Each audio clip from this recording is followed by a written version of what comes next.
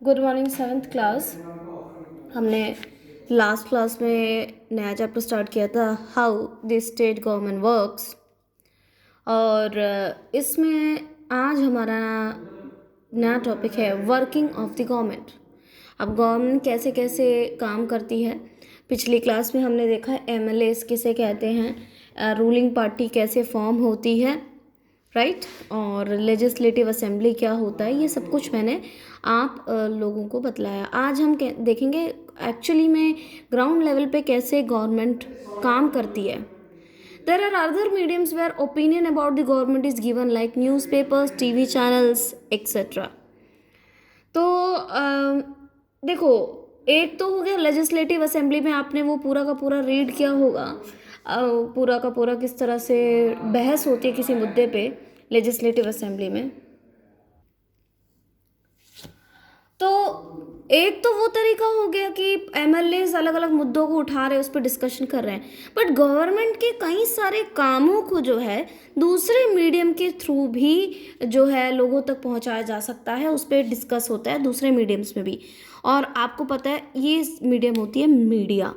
ये आज के टाइम पे बहुत ज़्यादा मेजर रोल प्ले करती है, स्पेशली डेमोक्रेटिक कंट्रीज़ में, क्योंकि चाहे वो गलत हो सही हो वो दिखाते हैं। जो असलियत होती है कोशिश करती है मैक्सिमम न्यूज़ चैनल्स, जो रूलिंग पार्टी के अगेंस्ट भी वो अगर कोई न्यूज़ मिलता है तो they use to show it to them. तो हम न्यूज़ देखते हैं, हम जनता को फिर उसके थ्रू कई सारी बातें पता चलती हैं, right. There are other mediums where opinion about the government is given like newspapers, TV channels etcetera, right. It is because in a democratic government people have the right to express their views। आपको पता है ऐसी countries जहाँ पे democracy नहीं होती, वहाँ पे राजा शासन करते हैं या फिर वहाँ पे कम्युनिस्ट गवर्नमेंट होती है, तो ऐसी कंट्रीज़ में बेसिकली वहाँ के रूलिंग पार्टी के अगेंस्ट में कोई भी मीडिया उनके खिलाफ कोई भी आर्टिकल पब्लिश नहीं कर सकती, कोई भी न्यूज़ टीवीज़ पे दिखा नहीं सकती। It is not allowed in non democratic countries. But हमारा India is a democratic country, तो इसमें सब कुछ दिखाया जाता है।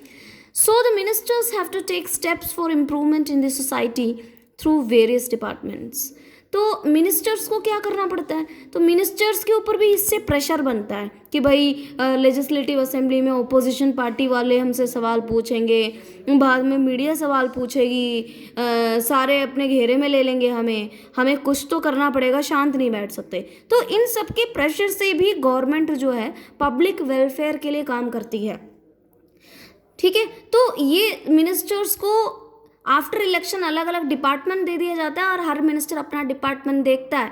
मिनिस्टर्स ही हैं जो इम्प्रूव करते हैं सोसाइटी में अलग डिपार्टमेंट के थ्रू, जैसे कि आपने पढ़ा एजुकेशन डिपार्टमेंट है, एग्रीकल्चर डिपार्टमेंट है और दूसरे डिपार्टमेंट है।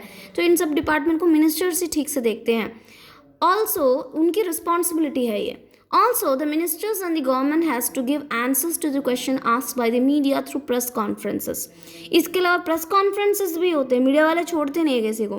फॉर एग्जांपल अगर आप अपने टेक्स्ट बुक में रीड कीजिएगा तो जो लेजिस्लेटिव असेंबली में जो एक गांव में डायरिया फैल रहा था और मेडिकल कंडीशन वहाँ की बहुत ख़राब थी और कई सारे लोग मर भी गए थे, तो जैसी लेजिस्लेटिव असेंबली में पूरा का पूरा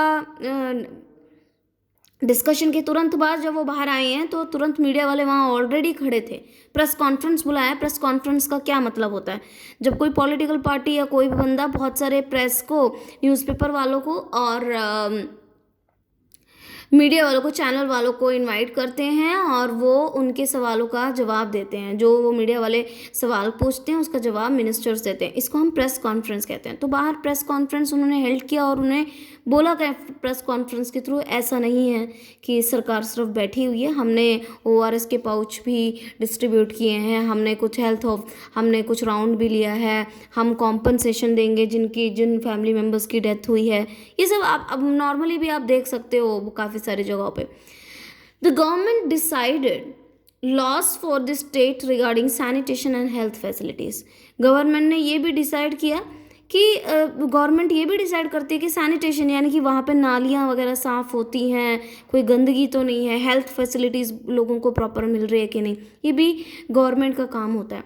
for example, it is the duty of municipal corporation to see there should be toilets in urban areas. तो म्युनिसिपल कॉर्पोरेशन भी मिनिस्टर्स के अंडर आता है, राइट।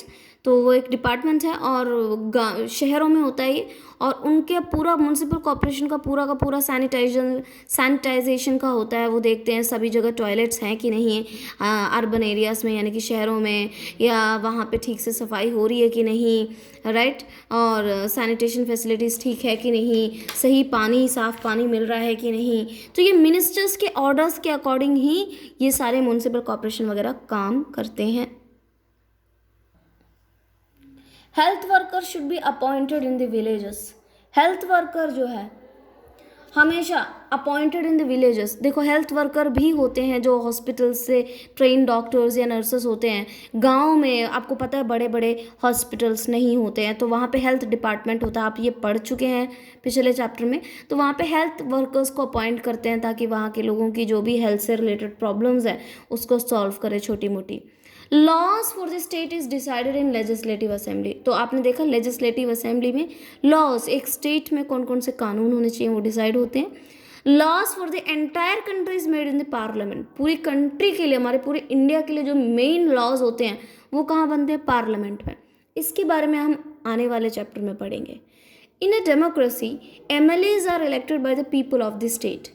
ये भी मैंने तुम्हें बताया, डेमोक्रेसी में एमएलएज हमेशा जो है इलेक्टेड रिप्रेजेंटेटिव होते हैं, लोग उन्हें इलेक्ट करते हैं, वहाँ की जनता उन्हें इलेक्ट करती है, रिप्रेजेंट करती है। और जनता की जो भी प्रॉब्लम्स होती हैं, इसलिए उनका एमएलएस का फ़र्ज़ बनता है कि उनकी प्रॉब्लम्स को सॉल्व करके उसको उस पर काम करें। The ruling party members from the government and various department of the state was given to various ministers.